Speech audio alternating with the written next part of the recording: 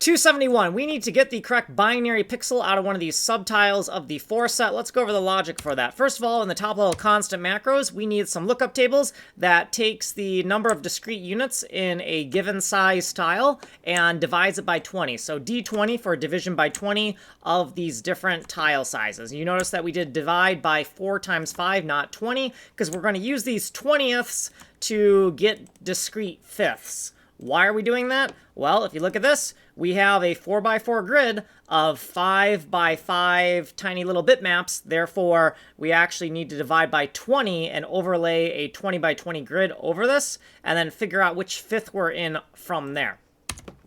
In the top level lookup table section, we have taken all these constants we just defined and threw them into a lookup table that takes the tile size exponent as an input and spits out the D20 value right here.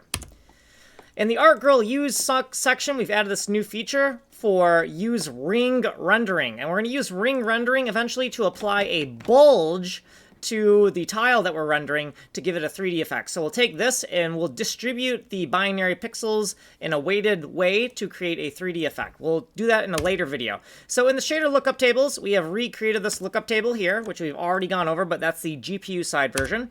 And then this is for later in another video. And then right here, the use ring feature, when it's turned off, we're going to get the binary pixel in a sane way, but we're going to do that in another video because we're out of time for this video, right? All the data took too long. So to-do section, and then this to-do, and then some other stuff, and then here's what we did previously, and then here's all of our diagrams. We thought pretty hard about what we're about to do, and here's what we did in the previous video. So like, subscribe, send money in the mail.